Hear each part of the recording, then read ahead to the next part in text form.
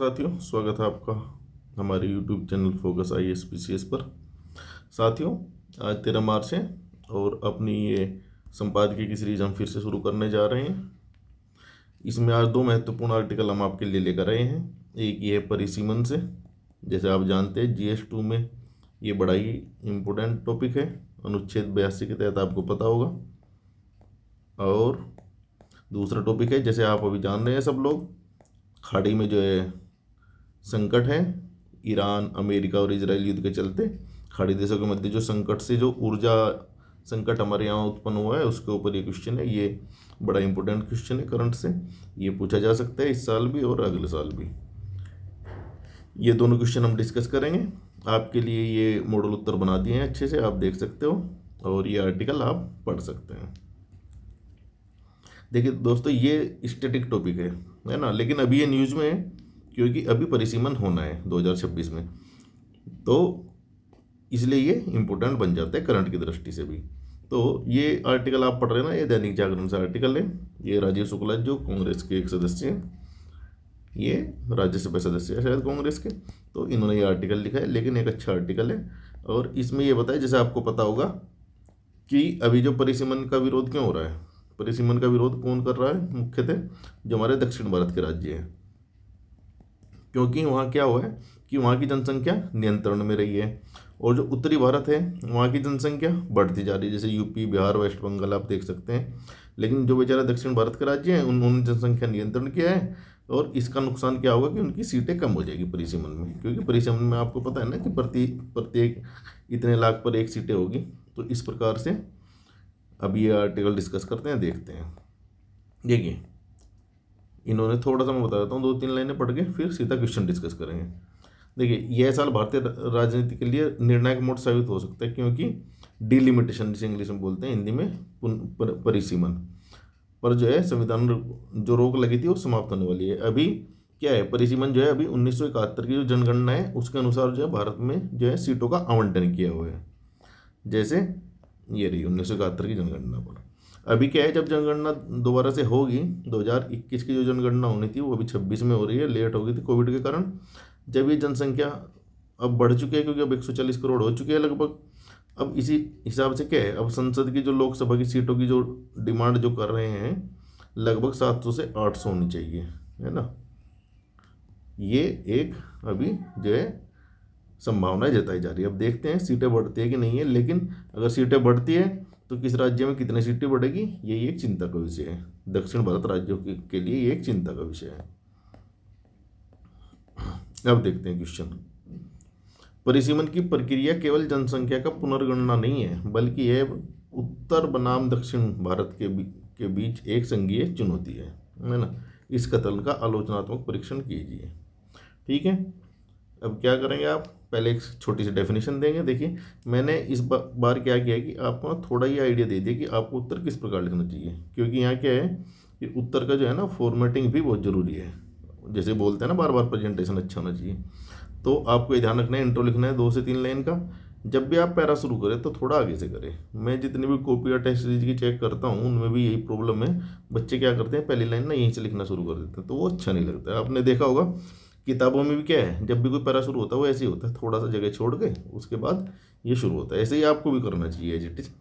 तो परिसीमन का अर्थ क्या है, लोकसभा और विधानसभा सीटों की सीमाओं का निर्धारण। जो ये 84वां संविधान संशोधन था, इस पर रोक जो लगी थी वो 2026 तक लगी थी, वो समाप्त हो रही है, जिससे भारतीय राज्यों में प्रतिनिधित्व बनाम जनगणना नियंत्रण का विवाद गहरा हो गया है।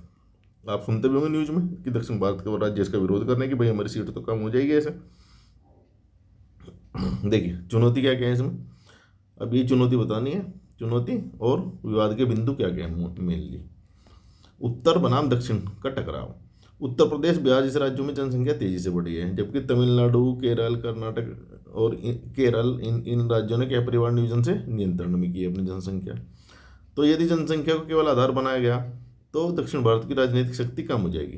देखिए, अभी परिसीमन का आधार केवल और केवल जनसंख्या ही है, कोई अन्य विकास का फैक्टर नहीं है कि भाई परिवार नियोजन किसने अच्छा से किया या GDP क्या है राज्य की।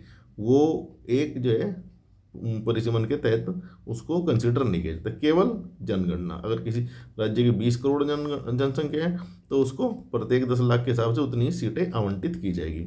तो इस हिसाब से क्या होगा, यूपी बिहार, है ना, यूपी बिहार, वेस्ट बंगाल, महाराष्ट्र, ये राज्य तो बाजी मार जाएंगे, और जो नीचे के हैं बेचारे वो पीछे रह जाएंगे। भाई उनका तो राजनीतिक प्रतिनिधित्व कम हो जाएगा ना।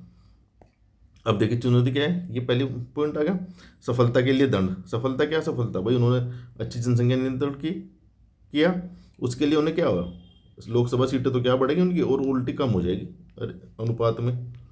संघीय संतुलन, संघीय संतुलन क्या होगा भाई, संघीय संतुलन क्या होना चाहिए, जैसे भारत है ये पूरा, इसके सभी राज्यों को बराबर शक्ति होनी चाहिए ना। अब इसमें क्या होगा, शक्ति कहाँ झुक जाएगी, उत्तर की ओर। उत्तर में क्या है, यूपी। अब यूपी में पहले ही इतनी क्या है 80 लोकसभा सीटें हैं, अब और ज़्यादा बढ़ जाएंगी इस जनगणना के हिसाब से, तो और साउथ की उल्टा कम हो जाएंगी। तो ये दिवा क्षेत्रीय संतुलन जो है बिगड़ जाएगा इससे। अब समाधान के उपाय क्या है, देखो समाधान के उपाय क्या है कि कुल सीटों की संख्या बढ़ाकर ऐसा संतुलन बनना चाहिए कि राज्य की वर्तमान सीटें कम न हो। देखो कम तो बिल्कुल ही नहीं होनी चाहिए भाई, किसी राज्य की सीटें अगर आप कम कर दोगे उल्टा, तो उसे परिसीमन से क्या लाभ होगा, उसकी तो बेचारे की क्या है, जो प्रतिनिधित्व कम हो जाएगा लोकसभा में या राज्यसभा में। तो इसलिए किसी भी राज्य की सीटें तो कम ना हो, एक तो ये नियम होना चाहिए। दूसरा क्या है, राज्यसभा को शक्तिशाली बनाया जाना चाहिए, क्योंकि राज्यसभा में आप जानते हैं ना, विभिन्न स्टेट्स जो होते हैं उनका प्रतिनिधित्व होता है। तो अभी क्या है, राज्य प्रतिनिधित्व तो है लेकिन राज्यसभा के पास पावर ही बड़ी कम है, तो उसे कोई खास उसकी वैल्यू नहीं है राज्यसभा के प्रतिनिधित्व की। इसलिए सब लोकसभा का आपने देखा होगा कि हर कोई जो है लोकसभा में अपनी सीटों को बढ़ाना चाहता है, सभी राज्य या सभी पार्टियां। राज्यसभा के को अधिकारों का कवच बनाया जाए, है ना, राज्यों के अधिकारों के लिए, जिससे कि उनकी सीट बढ़ेगी और उनको क्या कुछ तो बेनिफिट मिलेगा। हाँ कि भाई हमारी बात लोकसभा में नहीं उठ रही है तो राज्यसभा में तो उठे कम से कम। और वित्तीय और विधायी अधिकार भी दिए जाए। तीसरा उपाय क्या हो सकता है, बहुआयाम मानक, जैसे केवल जनसंख्या के बेस पर ही जो है हमें सीट निर्धारित नहीं करनी चाहिए, बल्कि शिक्षा, स्वास्थ्य और सुशासन जैसे मानकों को भी महत्व मिलना चाहिए, है ना। तभी क्या है, प्रतिनिधित्व बराबर हो पाएगा, और जो राज्य अच्छा कर रहे हैं उनको दंड के बजाय पुरस्कार मिलेगा, है ना। अतः निष्कर्ष ऐसे लिख देंगे, ये निष्कर्ष आपको समझाने के लिए लिखा गया है, एग्जाम में हेडिंग नहीं देंगे, सीधा यहाँ से निष्कर्ष लिखेंगे ऐसे। अतः परिसीमन का समाधान केवल गणितीय आंकड़ों के आधार पर न होकर एकता और भावनात्मक संतुलन पर आधारित होना चाहिए। भारत का भविष्य सभी राज्यों की साझा भागीदारी में निहित है ना। इतना लिख सकते हैं आप। ये थोड़ा बड़ा इसलिए लिख देते हैं कि जिससे कि आपको थोड़ा आइडिया रहे, भूल जाए, थोड़ा भूल भी गए तो भी याद रहे एक अच्छा सा निष्कर्ष।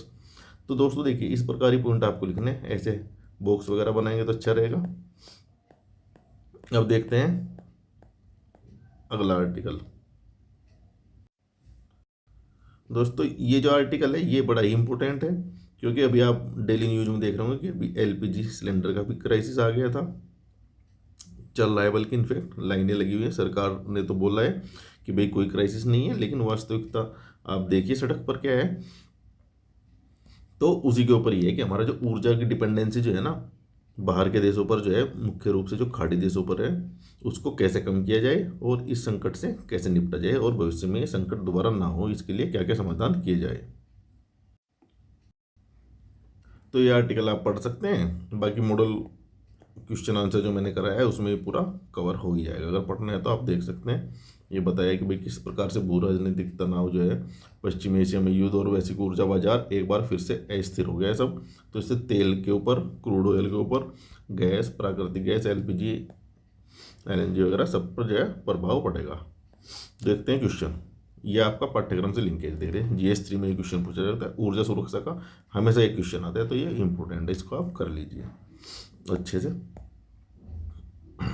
देखिए क्वेश्चन क्या है, मिडिल ईस्ट अर्थात मध्य पूर्व में बढ़ते तनाव के बीच भारत की ऊर्जा सुरक्षा के समक्ष उत्पन्न चुनौतियों का विश्लेषण कीजिए, है ना।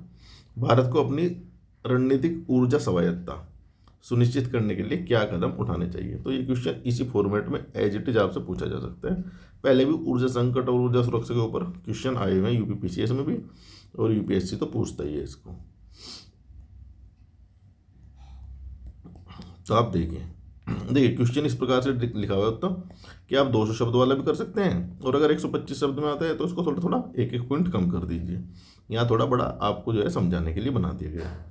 अब देखिए, जो फॉर्मेटिंग में आपसे बोल रहा था कि आंसर जैसे पहले हमने ऊपर कैसा वो बनाया था बॉक्स, इस प्रकार से बनाया था या ऐसा बना दिया, तो इस प्रकार से क्या थोड़ा मोनोटोनस नहीं लगेगी आपकी कॉपी।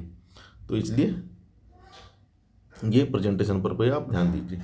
देखिए, आप सबको पता है कि हम क्या है 80% कच्चा तेल और प्राकृतिक गैस का जो है लगभग 50% भारत आयात करता है। और सबसे बड़ी दिक्कत क्या है कि जो ये स्टेट ऑफ हॉर्मुज है ना, इससे हमारा लगभग 55 से 60% जो है ऊर्जा जो है यहीं से आयात होती है। और स्टेट ऑफ हॉर्मुज आप जानते हैं, अभी जो ईरान है ना, ईरान के यहाँ सामने से स्टेट ऑफ हॉर्मुज है ना, तो इसको क्या है ईरान करने जा रहा है चौक। तो इसलिए ऊर्जा संकट अभी उत्पन्न हो सकता है भारत में भी। तो ये छोटा सा आप इतना लिख सकते हैं, या तो इतना से इंट्रो लिख दीजिए आप। अगर एक दो शब्द में पूछा है तो थोड़ा और बड़ा लिख दीजिए। मिडिल ईस्ट मध्य पूर्व एशिया में किसी भी प्रकार का सैन्य संघर्ष भारत की ऊर्जा सुरक्षा को सीधे संकट में डालता है। तो ये आप एक डेटा के साथ अगर इंट्रो शुरू करेंगे तो ये आपका बेस्ट इंपोर्टेंट इंट्रो माना जाएगा। अब ऐसे मुख्य भाग का हेडिंग देंगे, मध्य पूर्व में बढ़ते तनाव के बीच भारत की ऊर्जा सुरक्षा के समक्ष उत्पन्न चुनौतियाँ। तो ये आप जो भी क्वेश्चन में पूछा है एज इट इज हेडिंग यहाँ दे देंगे ऐसे। अब पॉइंट में आप लिखेंगे, जैसे पता ही है। देखिए, पहले पॉइंट में हमने क्या किया था, पहले ऐसे पॉइंट बना देते गोल गोल सिंपल। इस बार बॉक्स बना देंगे तो थोड़ा अच्छा लगेगा। तेल आपूर्ति बाधित होने का खतरा, सबसे बड़ा खतरा तो ये है कि भाई तेल आपूर्ति बाधित हो जाएगी। मिडिल ईस्ट भारत के प्रमुख तेल आपूर्तिकर्ता हैं। कौन कौन से देश? Saudi, Iraq, Iran, Kuwait, UAE. तो अगर यहाँ से ये जो व्यापार के जो मार्ग है वो बाधित होंगे तो हमारी क्या है तेल की जो है कमी पड़ जाएगी देश में तेल की।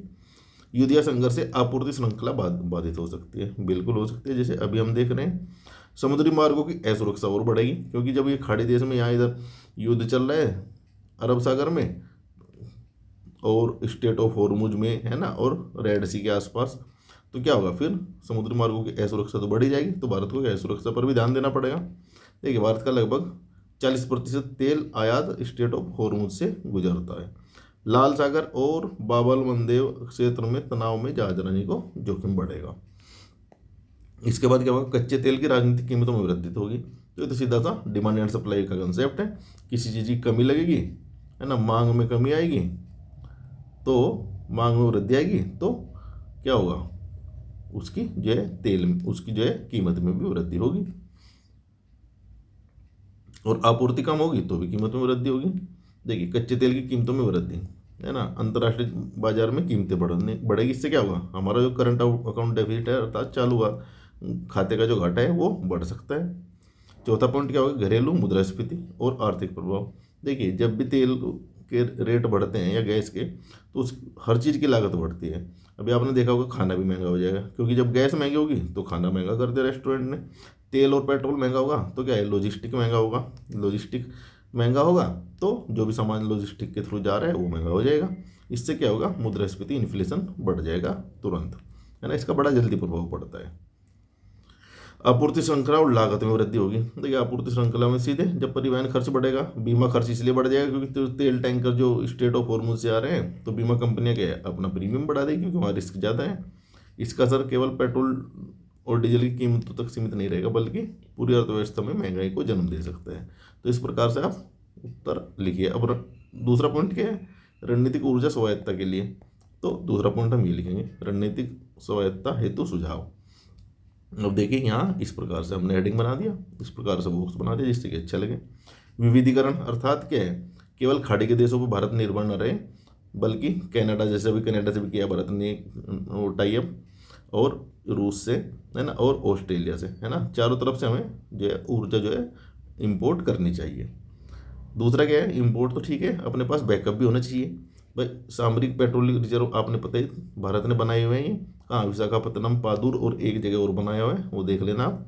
तो उनको क्या फुल करके रखना चाहिए और उनकी कैपेसिटी बढ़ानी चाहिए, जिससे कि युद्ध की स्थिति में क्या हो सके, हमारा जो है बैकअप बना रहे। नवीकरणीय ऊर्जा की ओर संक्रमण होना चाहिए। देखिए, पेट्रोलियम प्रोडक्ट क्या है, एक तो हम आयात करते हैं है ना, सबसे बड़ी बात यही है, और इससे क्या हमारा करंट अकाउंट डेफिसिट भी बढ़ता है। तो बेटर है हम नवीकरणीय ऊर्जा अर्थात जैसे सोलर ऊर्जा, सोलर कुकर वगैरह की ओर भी ध्यान दें। जैसे अभी इंडक्शन कि सेल काफ़ी बढ़ गई। आप लोगों ने देखा होगा इंडक्शन जो चूल्हा होता है, तो इस प्रकार के नवीकरणीय ऊर्जा की ओर भी संक्रमण होना चाहिए, सौर, पवन और जैव ऊर्जा की तरफ। यही दीर्घकालिक समाधान भी अच्छा, जैसे ग्रीन हाइड्रोजन के ऊपर भारत कार्य कर रही है। कुछ पहलों के आप नाम लिख सकते हैं अंत में। और नीतिगत स्थिरता होनी चाहिए कि सरकार, जैसे अभी आप देख रहे होंगे, बड़ी एक्टिव है कि अफवाहों को रोकने के लिए तुरंत मैसेज आया है। पारदर्शी संवाद होने चाहिए और दूरदर्शी नीति अपनानी चाहिए। ये देखिए निष्कर्ष, ऊर्जा सुरक्षा भारत की संप्रभुता और आर्थिक विकास की आधारशिला है। देखिए आप इस प्रकार से कीवर्ड लिखेंगे तो एग्जामिनर भी आपसे प्रभावित होगा। मध्य पूर्व के अस्थिर परिदृश्य में भारत को बहुस्तरीय रणनीति अपनाते हुए रणनीतिक भंडार को बढ़ाने और आपूर्ति के विविधीकरण, है ना, इस प्रकार के कीवर्ड लिखिए आप, पर बल देना चाहिए। तो इतना आप लिख देंगे, निष्कर्ष इतना काफ़ी है। बाकी ये पढ़ लीजिए आप, ये एक्स्ट्रा आपको दिया गया है। दोस्तों ये टेस्ट सीरीज चल रही है GS3 की और GS4 की, जिसको जुड़ना है जुड़ सकते हैं। इसमें 2 क्वेश्चन डेली दिए जाते हैं और आपकी कॉपी चेक की जाती है और मॉडल उत्तर दिया जाता है। ये देखिए 2025 का एग्जाम देने जा रहे हैं, अगर उनको कंटेंट चाहिए GS3 प्लस GS4, ये तो रेडी है। GS5 पर अभी काम चल रहा है, वो कल तक रेडी हो जाएगा। और प्लस इसके साथ जो है आपको निबंध फ्री दिया जाएगा, है ना। ये आप देख सकते हैं, ये दोनों कॉम्बो जो है, 3 चीज़ों का कॉम्बो इतने में आपको मात्र मिल जाएगा, डिस्काउंट रेट है। और बिल्कुल उत्तर जो है देखिए टू द पॉइंट हमने लिखे हैं, ये आप देख सकते हैं। एथिक्स के इतने अच्छे उत्तर बनाए हैं, एकदम फॉर्मेटिंग भी बताई गई है आपको कैसे उत्तर लिखना है। ये कंटेंट आप ले सकते हैं, या जो 2026 के छात्र हैं उनसे तो मैं कहूँगा कि वो टेस्ट सीरीज से जुड़े। और दोस्तों ये हमारा चैनल है, इसको लाइक करते रहिए।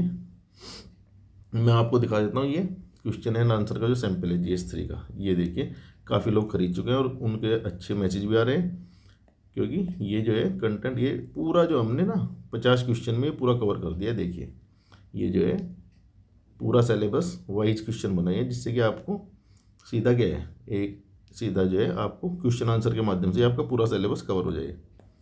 ये देखिए मैं दिखा देता हूँ कुछ, देखिए पूरा फैक्ट का प्रयोग किया गया है जहाँ जहाँ ज़रूरत पड़ती है। ये देखिए हिंदू विकास दर बताई गई है आपको। तो GS3 के लगभग क्या ये पूरे 50 क्वेश्चन है एग्जैक्ट, तो ये आप देख सकते हैं।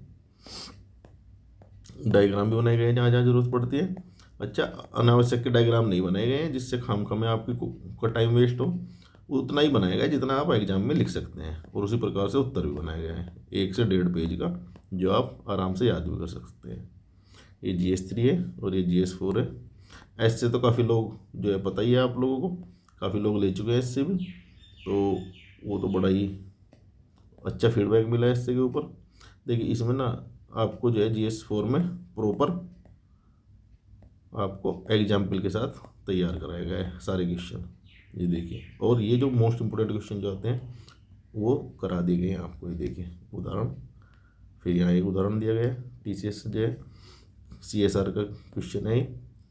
और ऐसे तो आप लोगों को पता ही है कितनी डिमांड आ रही है इसकी, तो ये भी आप ले सकते हैं। तो दोस्तों इसके साथ ही समाप्त करते हैं वीडियो, मिलते हैं अगले वीडियो में। तब तक के लिए पढ़ते रहिए, लिखते रहिए और सिलेक्शन लेकर रहिए। जय हिंद।